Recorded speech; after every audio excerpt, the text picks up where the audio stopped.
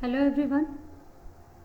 In today's lecture we shall consider the metabolism, that is one of the parameters of the pharmacokinetics of a particular drug.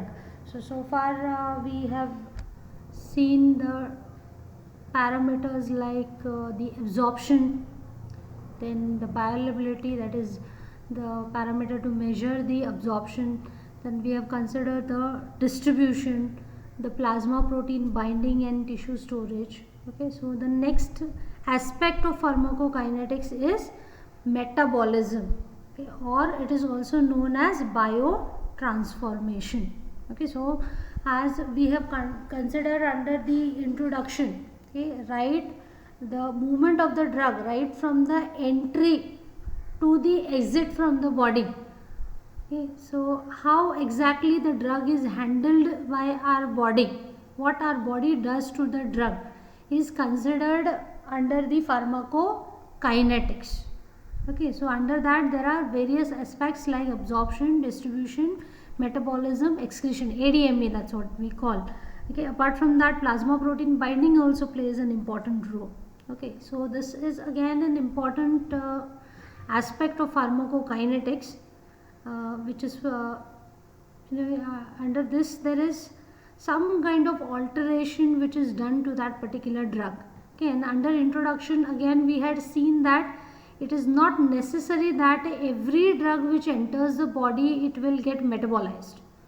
Okay, there are certain examples of certain drugs which get excreted out of the body even without metabolism. Okay, let us see in detail exactly which are the drugs which gets metabolized, which type of drugs are not metabolized, why they are not metabolized, and what are the different processes of metabolism, what are the different reactions which are involved in metabolism of a particular drug. So metabolism is a step which takes place just before the excretion of the drug, that is movement of the drug out of the body. So just before that the drug may or may not get metabolized. There are some drugs which even get partly metabolized.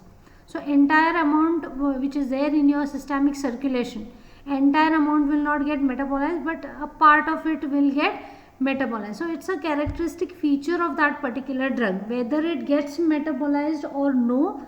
If it gets metabolized, how much of it will get metabolized. Okay, so let us consider metabolism or biotransformation in detail. Okay, now coming to the definition of metabolism or biotransformation. So biotransformation, it means the chemical alteration of the drug in the body. So here some chemical alteration is done to that particular drug. So once it undergoes this chemical alteration, it will no longer remain your drug. It will get converted into some other substance. So that substance is called as a metabolite. So your drug will get biotransformed into another substance called as a metabolite. Okay, so metabolites are generated and ultimately these metabolites will get excreted out from the body. Okay, now why do we need this biotransformation? Now, which are the situations in which biotransformation is required and why it is required? Okay, so generally this biotransformation, it is needed to render the non-polar lipid soluble compounds. So it converts this non-polar lipid soluble compounds into polar lipid insoluble compounds. Okay, so those drugs which are lipid soluble, in the absorption we have seen that lipid solubility is a very important parameter for the drug to get absorbed in case if it utilizes diffusion as the process of absorption mainly. Okay, so since the biological membranes are highly lipoidal in nature, we have seen the structure also of the biological membrane. So we have seen that it consists of phospholipids. So it is highly lipoidal in nature. So any substance which is non-polar, highly lipid soluble can cross the membrane very easily. Okay, so that's a very important consideration for absorption of the drug. Okay, so its entry depends upon the lipid solubility. If it utilizes passive diffusion as its process of entry. Now, such drugs which enter very easily, since they are highly lipid soluble, they can cross any biological membrane very easily. They will also get distributed. Distribution also requires lipid solubility, right? Because it needs to cross the membrane. Okay, but same way, because of this lipid solubility, even if the drug is filtered out in the kidneys, mainly the drug gets excreted out in the urine, right? Urine is a very important route of excretion. So any drug which is filtered, we all are aware that except plasma proteins and the blood cells, everything, almost everything can get filtered in our nephrons, right? In the Bowman's capsule. So things will get, which are dissolved, it will get entered into the tubules, the proximal convoluted tubules. So they will pass on, loop of Henle and so on. Okay, so now when the drug is filtered, drug will remain. When it is in the free form, it will get filtered in the kidneys, right? It will enter your proximal convoluted tubule. But now, as you all have studied the urine formation, most of the substances which are filtered in the Bowman's capsule, they are reabsorbed, right? So in the same way, our drug which is in the dissolved form, which is filtered, the drug which is bound to plasma protein is not filtered. This is what we have considered under the plasma protein binding also. So because of the large size, whatever is bound to the plasma proteins, it will not get filtered out. But the unbound free form of your drug will easily get filtered out in your Bowman's capsule. So what will happen? The drug will reach your kidney tubules. So from there, we have seen under urine formation also that most of the substances which are dissolved in the blood, they will get reabsorbed depending upon the requirement of the body. Now, since your drug is filtered out, your plasma concentration will be lowered. So obviously the concentration in your plasma is low. So what will happen? Whatever is filtered out, it will get reabsorbed if it is lipid soluble in nature. So what will happen? Your drug will again enter back into your systemic circulation. It will not get excreted out. So that is not done. You will not want any drug to remain in your body forever, right? One or the other way, it should move out of the body. Okay. So now, to render these non-polar lipid soluble compounds polar, to convert them into polar lipid insoluble substance, so that they are not reabsorbed in the renal tubules and they are excreted. So this is why generally metabolism will take place. Okay. Now if you consider hydrophilic drugs, some examples are quoted over here: streptomycin, neostigmine, pancuronium. So these are hydrophilic in nature. So these do not undergo much of biotransformation. These are little biotransformed and largely they are excreted in the unchanged form. They do not require any metabolism for them to get excreted out, because they are already hydrophilic in nature. They will not get reabsorbed. Now coming to the site where the drug metabolism takes place, the main site, the primary site where the metabolism takes place is the liver. This is the major metabolizing organ in the body.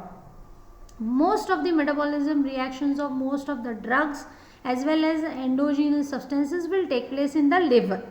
Now apart from liver, of course there are certain other organs where some degree of metabolism will take place, no doubt. Okay, so these organs include kidney, intestine, lungs, plasma. So these are certain places where these metabolizing enzymes are present and metabolism do take place to certain extent. But this is the place where most of the metabolism will take place. Okay. Now, before going into the actual reactions, let us see why this biotransformation is required. Okay, of course we have seen one of the reason is to convert it into the polar substance so that it will get excreted out. So apart from this, there are certain purposes which are served by this biotransformation. Okay, so there is certain conversion of one particular drug into some other substance and that serves some purpose. Okay, so there are three main aspects where biotransformation works towards. Okay, now first one is the inactivation. So the purposes of biotransformation, first purpose of biotransformation is inactivation. Okay, so depending upon what exactly is happening to your drug, it is categorized into three types, okay, as to what biotransformation is doing. First one is inactivation. Okay, inactivation, as the name implies, the drug which actually shows your action, it is inactivated. Okay, so it gets converted into some metabolite which is inactive in nature. Inactive in the sense it does not show any therapeutic property. Okay, so here the drug or the active metabolite, there are certain drugs which get converted into active metabolites also. Okay, so further these active metabolites are finally ultimately converted into the inactive metabolites or the less active metabolites. So that's the meaning of inactivation. So your drug or the active metabolite of your drug which actually shows the therapeutic effect, it gets converted into an inactive substance or a less active substance. So that's inactivation. So some of the examples of drugs are quoted over here: ibuprofen, paracetamol, chloramphenicol, propranolol, and the active metabolite of propranolol. Okay, that is 4-hydroxypropranolol. Okay, so this is again inactivated, further converted into inactive metabolite. So this is the first purpose of biotransformation. Then the second purpose which the biotransformation serves is the conversion of the active drug to an active metabolite. So an active metabolite is generated from an active drug. Okay, that means what? Drug is also active and the metabolite is also active. Means your drug, of course, it shows the therapeutic action, plus when it undergoes the metabolism, the metabolite which is generated, that also has the same therapeutic property as like the drug. Okay, so here an active metabolite is generated from an active drug. Okay, so here the action, the total effect which is seen, it is the sum total of that which is produced by the parent drug plus that which is shown by the active metabolite or metabolite. Sometimes more than one metabolite, active metabolite are also generated. Sometimes maybe more than one metabolites are generated. Some of the metabolites may be active, some of the metabolites may be inactive. Okay, so here mainly this is another purpose of metabolism, that is conversion of an active drug to an active metabolite. And the effects which are seen, these are the sum total of activity of both the active drug and the active metabolite. So few examples are quoted over here. Chloral hydrate, it gets converted into an active metabolite, trichloroethanol. Okay, then allopurinol, it gets converted into alloxanthine. Both are active. Diazepam to oxazepam. Okay, so these are also active, sedative hypnotic property they have. Okay, then next is digitoxin to digoxin. Okay, it is mainly used it is mainly used in the CHF. Then imipramine to desipramine, amitriptyline to nortriptyline. Okay, these are antidepressant drugs. Then codeine to morphine. Both are analgesic in nature. Both have the analgesic property. Okay, so drug is also active and the metabolite is also active. Okay, so when codeine is given, it is metabolized to morphine. No doubt codeine also has analgesic property, plus once it is metabolized, morphine also will produce the analgesic property. Okay, so total effect which is produced by this codeine, it will be the sum total analgesic effect of this particular drug will be total of the activity shown by the codeine plus activity shown by its active metabolite, that is morphine. Okay, then next purpose of biotransformation is activation of inactive drug. So herein the drug is inactive as such. Okay, so there are certain drugs which are inactive as such, that is they do not have any therapeutic property, but once they get metabolized, they will get converted into an active metabolite. That is only after their metabolism takes place, then and only then they will show the action. Okay, so drug, the parent drug which you administer, that is inactive, but the metabolite in turn is active. So such type of drug is known as a prodrug. So it's given sometimes in the precursor form. Okay, so immediately, maybe by one step of reaction, the drug will get converted into an active metabolite, and that is actually responsible for the therapeutic property. Okay, now there are certain other reasons why a drug is actually given in the inactive state.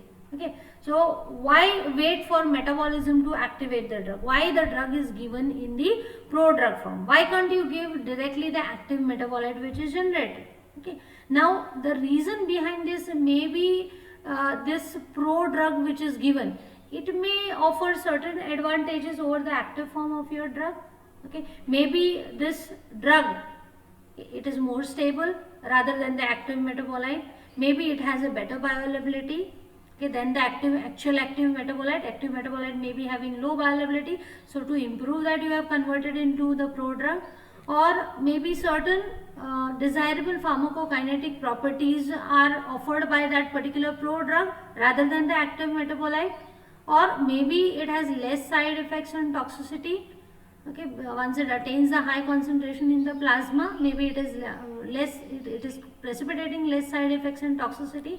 So there are several reasons why a particular drug is actually administered in the form of a prodrug, and once in the body, once in the systemic circulation, it gets activated with the help of metabolism.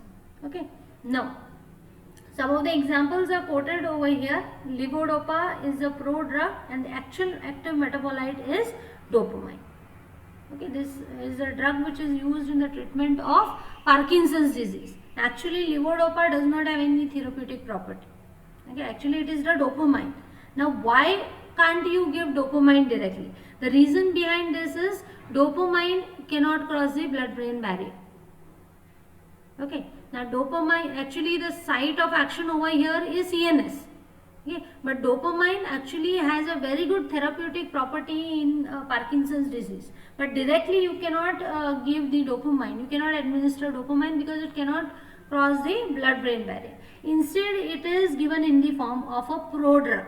Levodopa, it can cross the blood-brain barrier very easily. Okay, so over there, the levodopa, once it enters your CNS, over there at the site of action, the activation of this drug will take place. That is, levodopa will get converted into dopamine.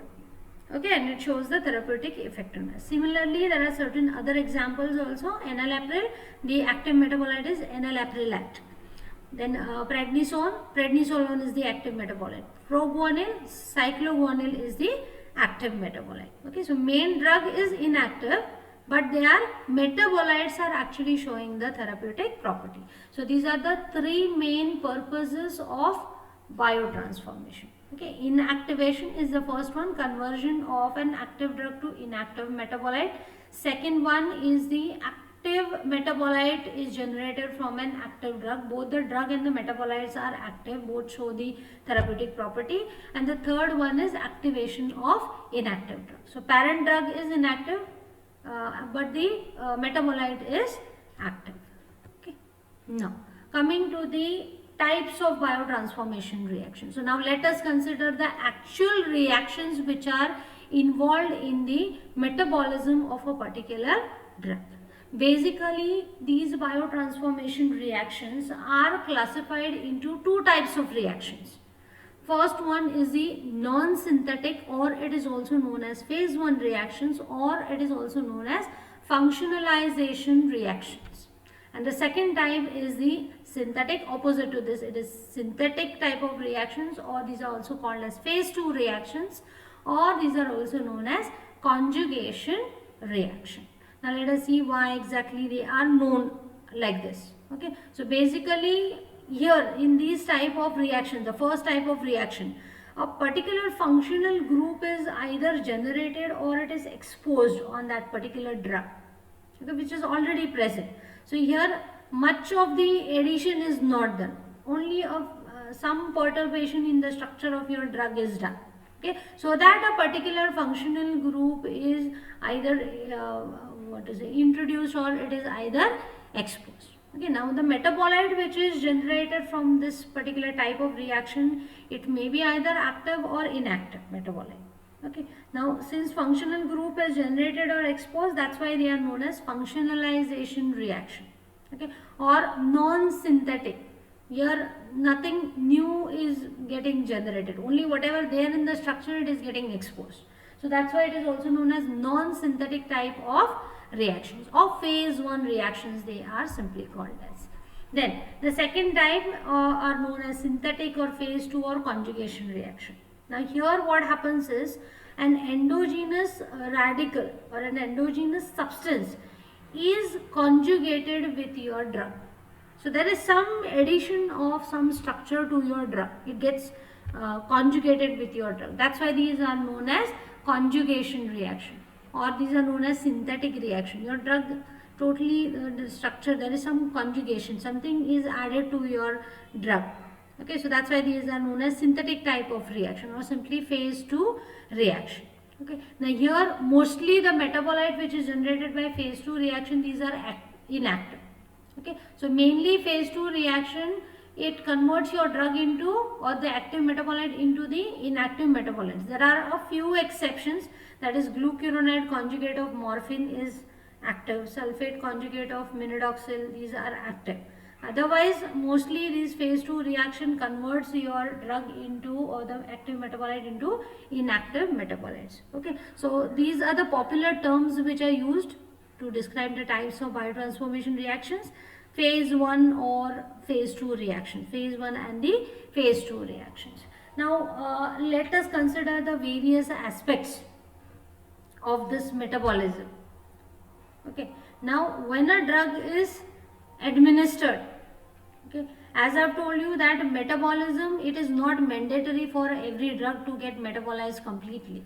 Okay, so as I have discussed earlier that the particular drug may get excreted out of the body as it is without any metabolism. So here you can see a direct arrow is shown. That means your drug is getting excreted out as it is without getting metabolized. Now there is one more possibility. The drug may undergo only phase 1 reaction. It gets converted into a metabolite. Now here you can see a particular part is exposed, right? So that's what is shown, told over here. So functional group is exposed over here. So your drug gets converted into a metabolite after undergoing phase 1 reaction. So this metabolite directly may get excreted out of the body. Or there is one more possibility, further this metabolite which is generated from phase 1 reaction, it may undergo phase 2 reaction. It will get converted into another metabolite. Now here what has happened, something is added, right? So we have seen that it is conjugated with some endogenous radical. So something is added to your phase 1 metabolite, right? So here it gets converted into another metabolite, and this in turn gets excreted out of the body. There is one more possibility that the drug may directly undergo phase 2 reaction. That is your drug. Now here you can see the structure is same. Only thing is a particular substance is getting conjugated to your drug. So now this is no longer your drug. It is now getting converted into a metabolite with some conjugation added over here. So it has got converted into a metabolite, and this in turn may get excreted. Okay. So now as we have seen that there are 4 possibilities. Okay, so let us consider these possibilities once again. So ultimately whatever drug has entered your body, it will get excreted out. Correct? Now in the meantime there are different possibilities. First possibility is that drug will undergo phase 1 reaction. After that the metabolite of phase 1 reaction may undergo phase 2 reaction, and this metabolite after phase 2 reaction, it will get excreted. Okay. Second possibility is that drug will undergo phase 1 reaction and the metabolite will get excreted out. Third possibility is drug will undergo phase 2 reaction only and the metabolite will get excreted out. And the fourth possibility is that the drug may directly get excreted out as it is without any metabolism. So these are the 4 possibilities which may take place. So metabolism may or may not take place, and in that again the types of reaction which may be followed by your drug, it may not be same for all the drug, and it is not necessary that both the phase 1 and phase 2 reactions will be applicable to a particular drug. It can either undergo any 2 reactions sequentially, or it may undergo any one reaction, any one type of reaction. It may undergo more than one type of reaction simultaneously, or the drug may not get metabolized at all. It may get excreted out as it is. So these are the various possibilities with a particular drug before it gets excreted out. So let us consider all the reactions which are involved under each type of biotransformation reaction. So let us consider the first type of reactions, that is the non-synthetic reactions, or these are popularly known as phase 1 reactions, or they are called as functionalization reaction, as we have seen that a particular functional group will be exposed or generated. Okay, now the first and the very important type of metabolizing reactions under phase 1 reaction is oxidation. Okay, so oxidation, you all are already familiar with what oxidation is. Okay, so this particular reaction, oxidation reaction, it involves the addition of oxygen or removal of hydrogen. Okay, now there are different types of oxidation reactions which are applicable to a particular drug. Okay, the various oxidative reactions include hydroxylation. Okay, hydroxyl group may be added. Okay, or oxygenation. Oxygen may be added at maybe the atom C or N or S in the structure of your drug, or maybe dealkylation. Alkyl group will be removed from the group or from the atom N or O in the structure of your drug, or there may be oxidative deamination. Amine group may be removed. Okay, so these are the different types of oxidation reactions which may take place. Okay, now in most of the cases of oxidation, most of the types of oxidation reaction, there is initially an insertion of the oxygen atom into your drug molecule. So because of insertion of this oxygen atom into your structure of your drug, there is production of certain short-lived, highly reactive quinone or epoxide or superoxide intermediates. Such intermediates are formed first because of insertion of the oxygen. These are highly reactive and short-lived. They are not stable. So they will get converted into more stable compound. So actually oxidation reaction, it may not be a one-step reaction. So a multiple reactions may be involved in the oxidation reactions. Okay. So these oxidation reactions, these are carried out in the presence of certain types of enzymes, okay, known as monooxygenases. Collectively these are known as monooxygenases, which are generally found in the liver. So liver is the organ where mainly this oxidation reaction will take place in the presence of monooxygenases. Okay. Now as I have told you that oxidation may not be a one-step reaction. So a series of reactions may take place, and in the final step it may involve CYP450 enzyme, cytochrome P450 hemoprotein. Okay, so this is the main enzyme which may be involved in the final step. NADPH, okay, and cytochrome P450 reductase and molecular oxygen. These are the substances, enzymes and the catalysts which are required, okay, for the final step of the oxidative reaction. Now let us concentrate on this one. This is the main enzyme involved in the oxidation reaction, okay, popularly known as the CYP isoenzymes. Okay, cytochrome P450, that's how it is abbreviated as CYP. Okay, now there are a number of CYP enzymes which are found in the living beings. Okay, in the humans also several types of CYP enzymes have been identified, and each CYP enzyme may be metabolizing several types of drugs or substrates. Some are even specific for a particular type of drug. Okay, now these CYP enzymes, depending upon their structural homology, okay, that is the similarity in the sequence of the amino acids. Any enzyme, it is protein in nature, right? So it will have amino acids as the basic moiety. Okay, so depending upon the homology, that is similarity in the sequence of amino acids, these CYP isoenzymes are grouped into several families. Okay, so the ones which are having similar structure, they are grouped together. Okay, some other types of enzymes, they may have a similar type of sequence, so they are grouped separately. So likewise, a number is quoted in front of these CYP1 or CYP2, CYP3, CYP4, 5, 6 and so on. Okay. Further, depending upon the further similarities, again these are grouped into subfamilies within this.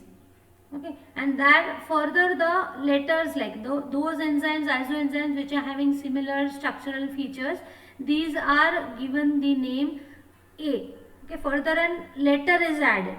Okay, CYP1A, 1B, 1C, CYP2A, 2B, 2C and so on. Further, again individual isoenzyme again is allotted a number. Okay, so altogether there are 3 aspects over here.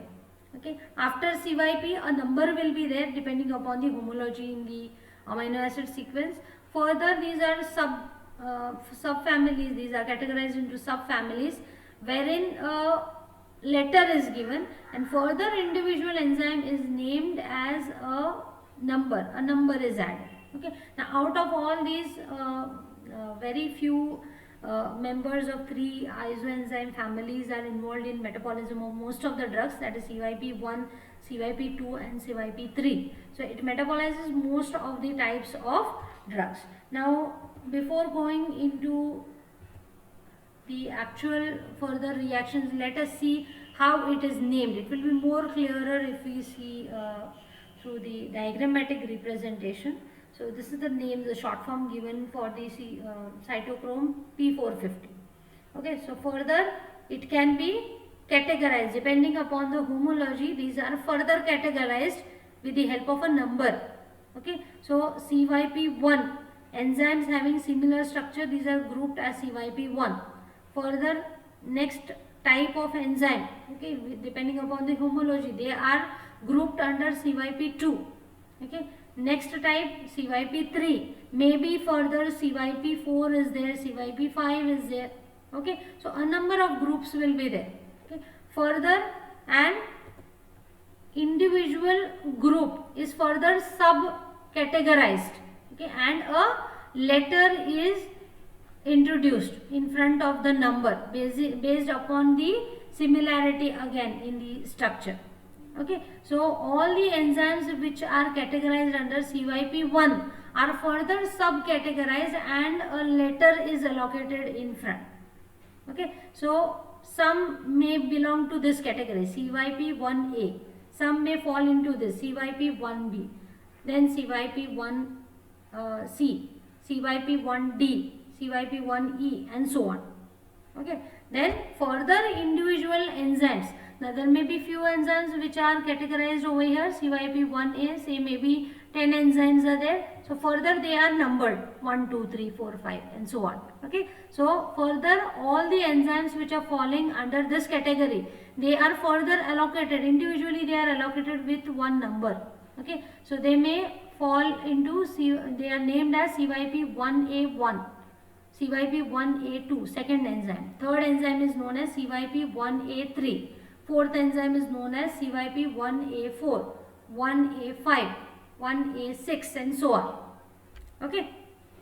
Further maybe over here there are again different say 8 enzymes are there. So they will be named as CYP1B1, 1B2, 1B3, 1B4 and so on. Similarly over here 1C1, 1C2, 1C3, 1C4 and so on. Okay. So this is how the sub-categorization and name of an individual enzyme is given.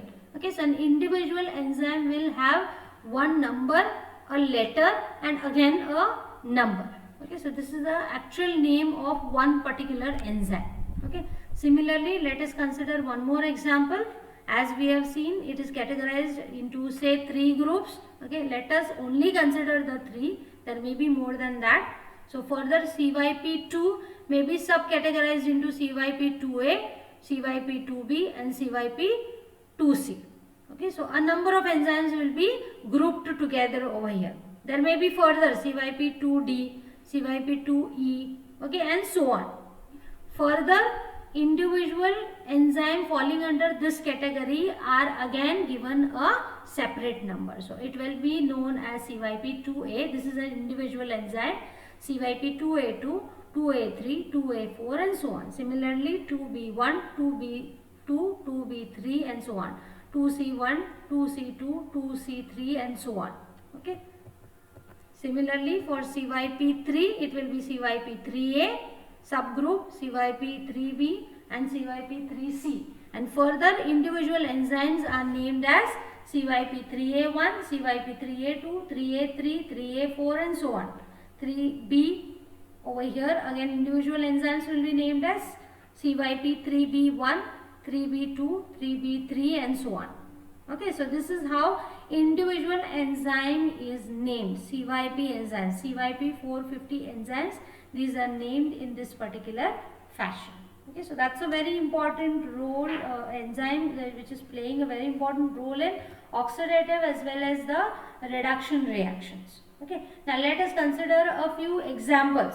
Okay, now all the CYP enzymes, there are more than 100 enzymes which are actually found in the human beings, but there are some important isoenzymes which carry out the metabolism of most of the drugs.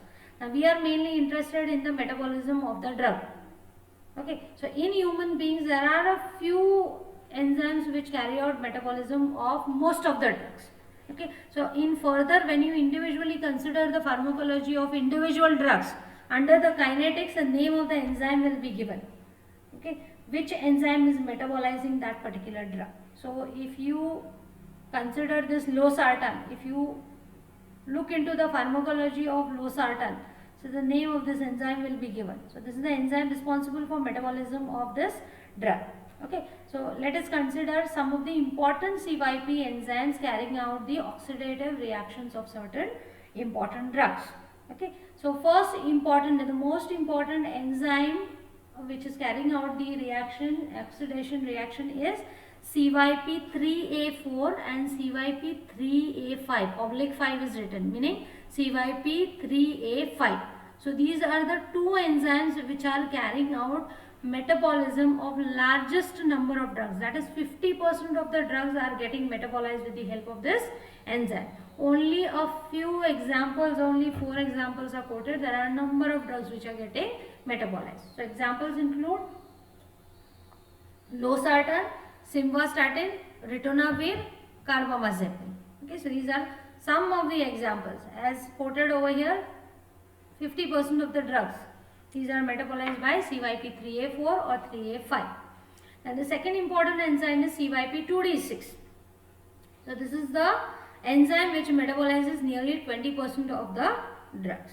So examples of drugs include tricyclic antidepressants, antiarrhythmic drugs, SSRIs, that is selective serotonin reuptake inhibitors, antidepressants, these are beta blockers and opioid drugs. Next important enzyme is CYP2C8 and CYP2C9. So these two isoenzymes metabolize 50 most commonly used drugs. Okay, only 50, more than 50 commonly used drugs. These include phenytoin, warfarin, ibuprofen, tolbutamide. Okay. The next enzyme is CYP2C19. Okay. So this metabolizes more than 12 frequently used drugs like omeprazole, lansoprazole and all. Then the next important enzyme is CYP1A1 or 1A2. So this metabolizes only a few drugs like theophylline, but this enzyme is important for activation of procarcinogens, carcinogenic substances. Okay. Then next enzyme is CYP2E1. So this carries out the oxidation of the alcohol and formation of some minor metabolites of the few drugs. Okay, so we have seen many of the examples which undergo the oxidation. So again, a few are quoted over here: barbiturates, phenothiazines, imipramine, ibuprofen, paracetamol, and many other drugs. Of course, most of the drugs, mainly this is the main reaction of metabolism of a particular drug. Okay, then apart from this There are certain other enzymes also which are involved in this type of reaction, like say for example cimetidine, ranitidine. These are oxidized at their N, P or S atoms with a group of flavin monooxygenases which are present in the liver. Okay. Apart from this, certain drugs like adrenaline, alcohol, these are oxidized by mitochondrial or cytoplasmic enzymes. Okay, these do not use the CYP enzymes. Okay, then next type of phase 1 reaction is reduction. Okay, so reduction is exactly opposite to that of oxidation. So this involves addition of hydrogen or removal of oxygen. So this will be exactly opposite to that of oxidation. Okay, so here the reactions are exactly opposite to that of oxidation, and this type of reactions also involve CYP enzymes. But here in this case, this enzyme acts in the opposite direction. Okay, so here rather than oxidation, reduction will be taking place with the help of same types of enzymes as we have seen under the oxidation. Okay, now the types of drugs which get reduced are alcohols or aldehydes or quinones. Specific examples of some drugs are given: chloral hydrate, chloramphenicol, halothane and warfarin. Please keep in mind that examples are very important. You need to quote a few examples under each type of reactions if it is asked in exams. That's very important. There is no point in only discussing the type of reaction. You need to support your answer with the examples, the type of drugs which involve that particular type of reaction for the metabolism. So the third type of reaction under the phase 1 reaction is hydrolysis. So this again you all must be very much familiar of hydrolysis. It is the cleavage of your drug molecule by taking up a molecule of water. So here water is utilized. Okay, so here one example of one reaction is given. Ester, it gets hydrolyzed by utilizing one molecule of water in presence of enzyme esterases, and this ester, it will get converted into acid and alcohol. This will split, okay, H2O, and ester gets converted into one acid and one molecule of alcohol. Okay, now similarly the amides and polypeptides, these are hydrolyzed by amidases and peptidases respectively. Amides are hydrolyzed by amidases and polypeptides are hydrolyzed by peptidases. Apart from that, there are certain other enzymes like epoxide hydrolases. So these will again hydrolyze the epoxide metabolites, so intermediates, highly reactive intermediates which are generated, which are highly unstable. So these are further metabolized by hydrolysis in presence of epoxide hydrolases, and some of the metabolites of the drugs which are generated by the CYP oxygenases. So these are also metabolized in presence of epoxide hydrolases. Okay, hydrolysis reaction, it mainly takes place in the liver, intestine, plasma and other tissues like lungs, kidneys and all. Okay, now the examples of drugs, these include cholinesters, procaine, lidocaine, aspirin, then pethidine, oxytocin. So all these drugs will utilize hydrolysis for their metabolism. Next type of phase 1 reaction is cyclization. So as the name implies, this is the formation of ring structure from a straight chain compound. So your parent drug is a straight chain compound and it gets converted into a cyclic compound. So cyclization will take place. So best example is proguanil to cycloguanil. Okay. Then the next type of phase 1 reaction is decyclization. So as the name implies, it will be opening up of a ring structure of a cyclic drug. Okay, so your drug has a cyclic structure which is open up and it will get converted into straight chain compound. Okay, best examples over here are again barbiturates and phenytoin. So their structure have a ring like structure. So that is broken and it is opened up and it gets converted into a straight chain substance, okay, or a metabolite. So this to do with the phase 1 reactions or non-synthetic reactions or functionalization reaction. Now coming to the second type of biotransformation reaction, that is synthetic reactions or phase 2 reactions or conjugation reaction. So as we have mentioned earlier, here the drug or its phase 1 metabolite may get conjugated with some endogenous substrate which is already present in your body. It will be derived either from maybe carbohydrate or amino acid, and it gets conjugated with your drug or metabolite and it gets converted into polar highly ionized organic acid. So it becomes very easy for excretion of this particular metabolite in the urine or bile. And here energy is required for this type of reaction. Okay, high energy requirement is there with this particular type of reactions. Now let us consider all these phase 2 reactions in detail with the examples. Now, out of all the phase 2 reactions, this is a very important type of reaction, phase 2 reaction, that is glucuronide conjugation. Okay, so here a specific type of enzyme is required to conjugate your drug with glucuronic acid. This is the endogenous substance which is getting conjugated with your drug. So glucuronic acid, it is derived from the glucose. Okay, so obviously it's an endogenous substance. So this glucuronic acid, it gets conjugated with your drug in presence of an enzyme known as UDP glucuronyl transferase, UGTs. This is the accepted short form for this. So drugs with hydroxyl or carboxylic acid group are mainly conjugated with the glucuronic acid. So examples of drugs include chloramphenicol, aspirin, then paracetamol, morphine and metronidazole. Okay. Apart from this, so these are the examples of the drug. Not only the drug, but certain endogenous substances which are produced in the body, the substrates which are generated in the body, like bilirubin or steroidal hormones or thyroxine. These also utilize glucuronide conjugation for their metabolism. Okay. Now, what happens after glucuronidation is that there is increase in the molecular weight of your drug. So, because of this conjugation, molecular weight of the drug is increased and this favors the excretion of the drug in the bile mainly. Okay, so your drug with your glucuronide conjugate, okay, it has conjugated with glucuronic acid. So, this conjugated drug, it gets excreted in the bile. Now, when it is excreted in the bile from the liver, where it goes, it will go into your small intestine, right, in the duodenum. So from there again it will pass into your colon. Now in your colon certain bacteria are present, okay, normal flora of the body. So these bacteria, what they will do? They will hydrolyze this conjugate.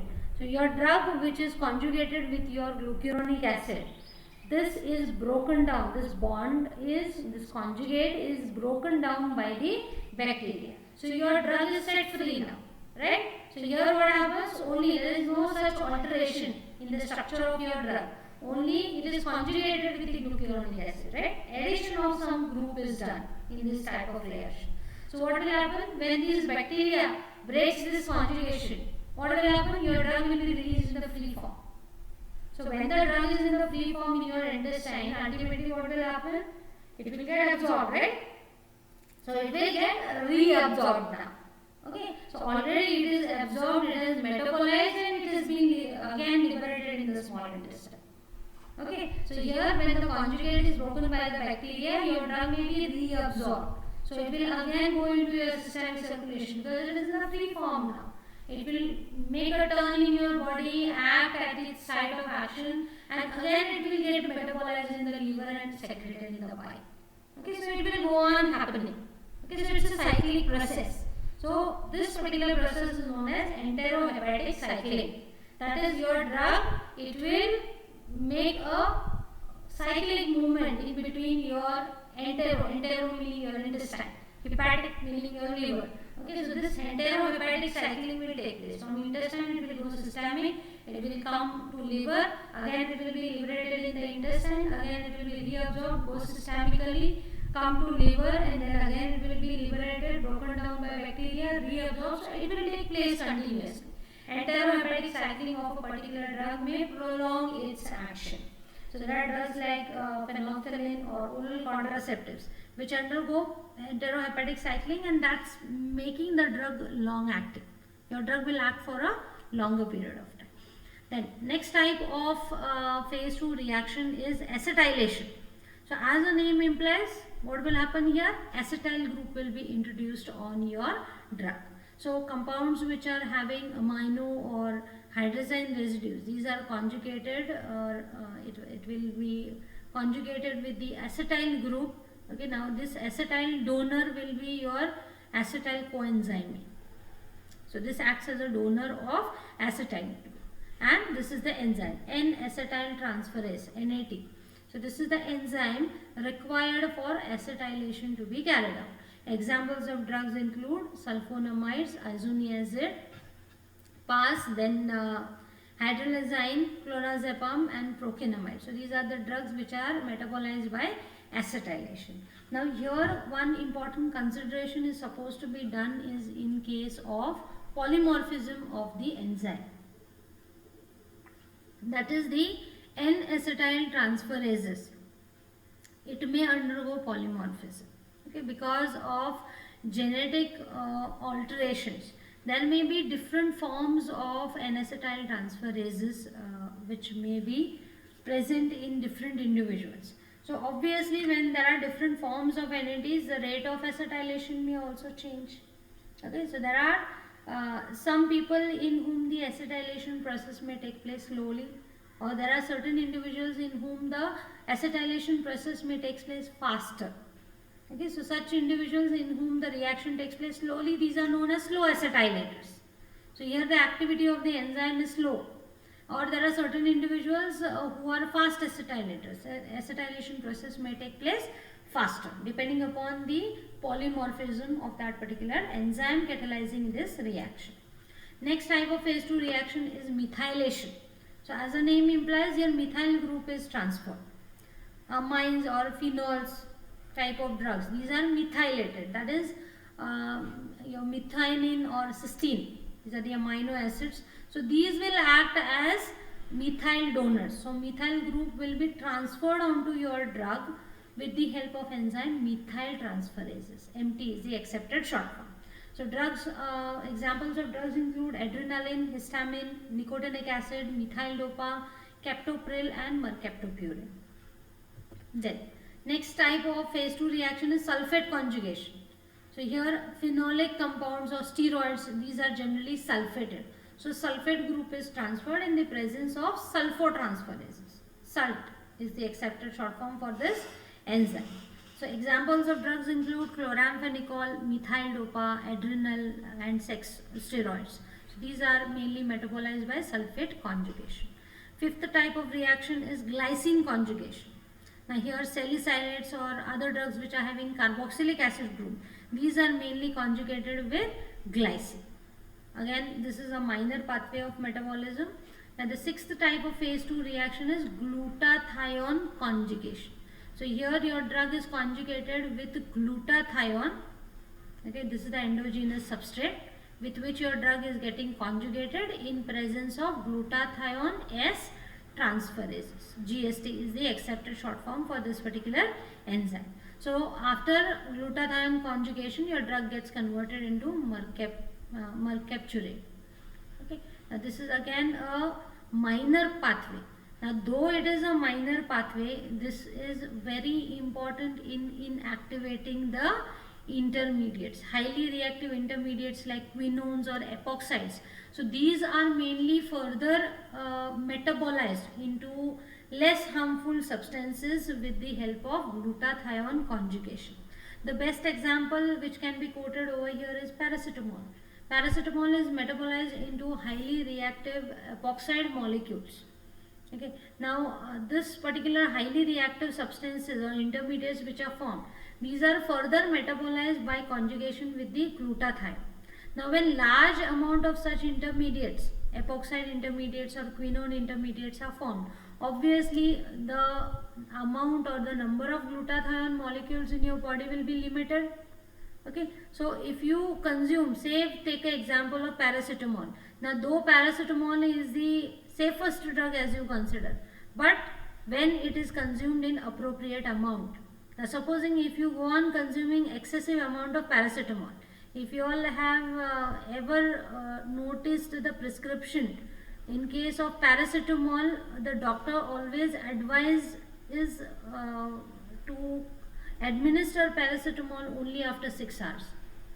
Okay, there is a specific amount also which should be consumed, the maximum amount which should be consumed per day. If you cross that limit, it can be highly dangerous because it gets converted into highly reactive quinone or epoxide intermediates. So what will happen? Where more amount of paracetamol is consumed, more and more such intermediates will be formed. And what will happen? There is a limit up to which this glutathione will metabolize these epoxide intermediates. So if you go on consuming more and more amount of paracetamol, this glutathione supply it's fall shorts. Okay, so it will get over. Glutathione molecules will get over. So what will happen? There will be accumulation of these highly reactive substances. Quinone or epoxide intermediates will start accumulating into your tissues and it will start damaging the tissue. So paracetamol, when it is consumed in large amounts, it can damage the liver. Okay, so it can be highly dangerous. It is a safest drug. Okay, so though it's a minor pathway, it's a very important one for detoxifying the highly reactive substances which are generated. Okay, then the last type of reaction under the phase 2 reaction is ribonucleoside or nucleotide synthesis. Okay, so here this particular type of phase 2 reaction mainly involved in the activation of purine or pyrimidine antimetabolites which are used in cancer chemotherapy. Okay. So these are the phase 2 reactions or conjugation reactions. Now let us consider some of the important points which you need to keep in mind, okay, regarding these different types of reactions. Okay. Now most of the drugs, these are metabolized by many of the pathways, either simultaneously or sequentially. Okay, it's not that one particular drug will get metabolized by only one type of reaction. It's not necessary. So a particular type of drug may be metabolized by more than one type of reaction. Maybe it may be metabolized by phase 1 reaction as well as phase 2 reaction simultaneously, or it may be metabolized by phase 1 reaction first and further it will get metabolized by phase 2 reaction. Okay, so this is one possibility. Then rate of reactions of different pathways, obviously they may vary. Okay, so metabolism of different drugs by different pathways may be variable. The rate of reaction may not be same. Again, it is a peculiarity of that particular drug. Okay, then a number of metabolites of a particular drug may be produced. It's not that one drug after metabolism it will get converted only one type of metabolite. It is not necessary. So a number of types of metabolites may be generated from a particular type of drug. Okay. If you consider the stereoisomers, these also may not be metabolized by same type of reaction. They may be metabolized by different type of reaction at different rates. Now say for example S-warfarin. This is rapidly metabolized by ring oxidation, whereas R-warfarin it is slowly degraded by side chain reduction. Okay, so one isomer is utilizing oxidation, one is utilizing reduction. One is getting metabolized rapidly, one of the isomer is getting metabolized slowly. So it can be variable. It's not necessary if they are isomers they should get metabolized by the same type of reaction at the same rate. It is not necessary. Okay, apart from all these reactions which we considered, there are certain drugs which are metabolized by the enzymes of intermediary metabolism. Say for example alcohol, this is metabolized by dehydrogenase. Allopurinol is metabolized by xanthine oxidase. Succinyl choline and procaine, these are metabolized by plasma cholinesterase. Adrenaline is metabolized by monoamine oxidase. Okay, so there are several other types of enzymes. There are certain drugs which are even getting metabolized by non-specific type of enzyme. It's not necessary that a particular drug will get metabolized only by a particular type of enzyme. Okay, so there are non-specific type of enzymes for their metabolism. In turn, a same enzyme can even metabolize many drugs. That's what we have seen under individual examples, right? So one enzyme may metabolize a number of types of drugs. It's not necessary that one enzyme can metabolize only one type of drug. It can metabolize a number of type of drugs, right? We have seen CYP3A4. Okay, it metabolizes almost 50% of the drugs. The same enzyme will metabolize most of the types of drugs which are administered. Okay, so these are few considerations pertaining to the metabolizing reactions. Okay. Thank you.